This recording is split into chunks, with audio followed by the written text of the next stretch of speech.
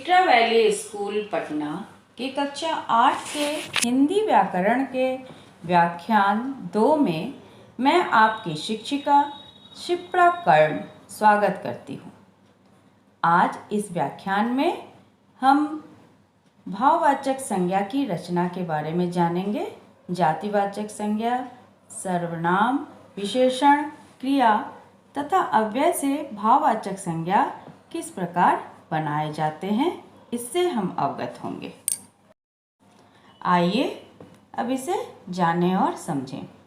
व्याख्यान 1 में मैंने संज्ञा एवं उनके भेदों को बताया, जिसमें यह जानना आवश्यक है कि व्यक्तिवाचक संज्ञाओं का कभी-कभी जातिवाचक संज्ञाओं के रूप में प्रयोग होता है। जैसे इन वाक्यों को देखें। आजकल हरिश्चंद्र कहाँ से मिलेंगे? हाँ, जयचंदों की इस देश में कोई कमी नहीं है। यहाँ इन वाक्यों में हरिश्चंद्र और जयचंद व्यक्तिवाचक संज्ञाएं हैं, लेकिन इनका प्रयोग जातिवाचक संज्ञा के रूप में किया गया है।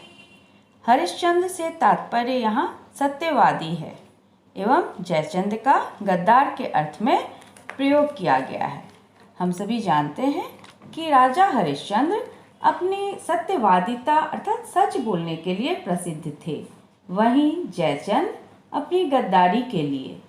तो यहाँ राजा हरिश्चंद्र की मिसाल हम किसी व्यक्ति के लिए न करके यहाँ हरिश्चंद्र का तात्पर्य सत्यवादी से है तथा जयचंद का गद्दारी से। आइए अब भाववाचक संज्ञा की रचना के बारे में अवगत होते हैं।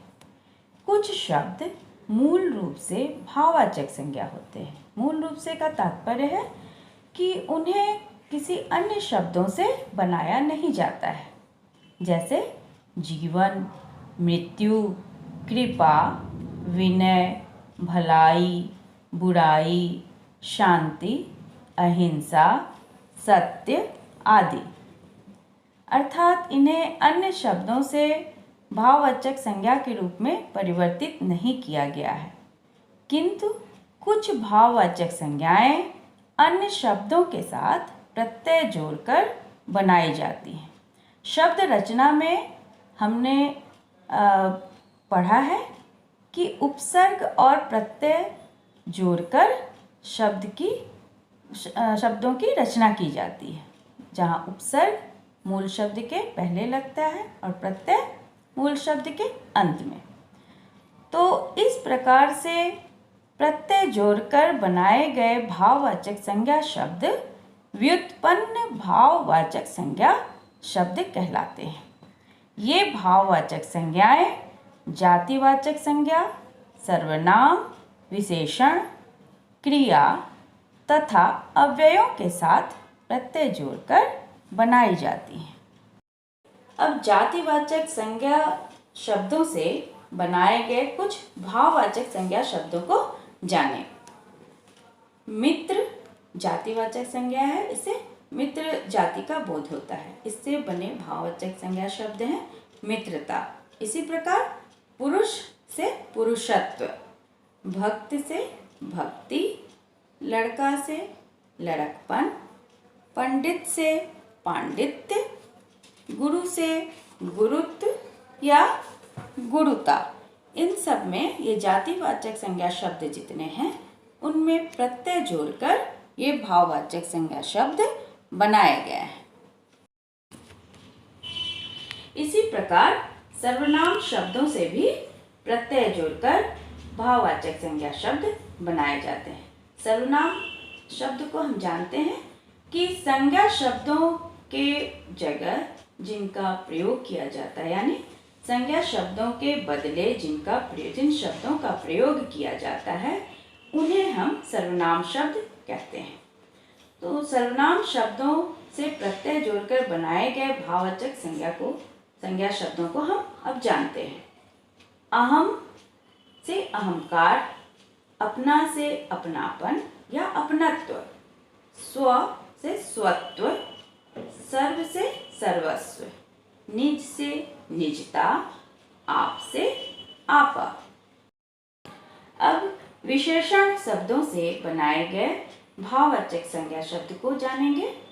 विशेषण का पहले विशेषण की परिभाषा हम जान लें कि संज्ञा या सर्वनाम शब्द की जो विशेषता बताने वाले शब्द होते हैं वो विशेषण कहलाते हैं।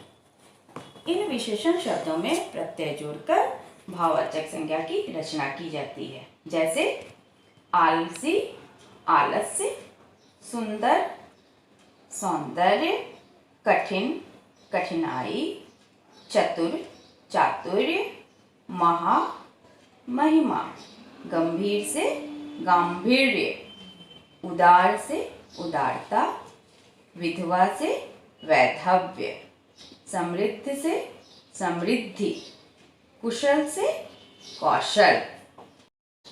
अब हम जानेंगे क्रिया शब्दों से भाववाचक संज्ञाओं की रचना को।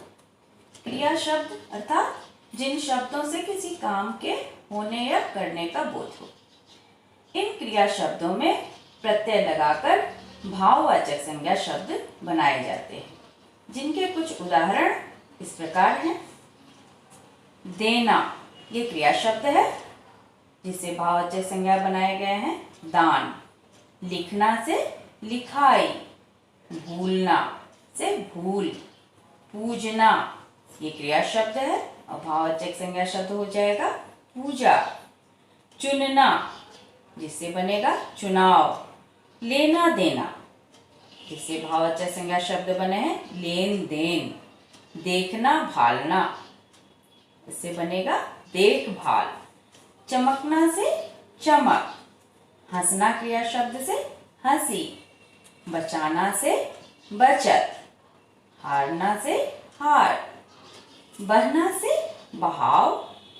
रहना सहना से रहन सहन। भागना दौड़ना इन क्रिया शब्दों से बनेगा भाग दौड़। अव्यय शब्दों से भी भाववाचक संज्ञा शब्द इसी प्रकार प्रत्यय जोड़कर बनाए जाते हैं। यहाँ अव्यय के बारे में जानना आवश्यक है। अव्यय शब्द अर्थात अविकारी शब्द ये ऐसे शब्द होते हैं जिनका रूप लिंग, वचन, कारक आदि के अनुसार नहीं बदलते हैं। तो आइए इन अव्यय शब्दों से बने भाववाचक संज्ञा को जानते हैं। मना ये अव्यय शब्द है, इनसे बना हुआ भाववाचक संज्ञा शब्द है मनाही। इसी प्रकार दूर, दूर से दूरी। समीप से समीपता। धिक से धिक्कार। इस प्रकार इस पाठ में हमने संज्ञा के बारे में जाना। संज्ञा नामक यह पाठ यहीं समाप्त होता है। धन्यवाद।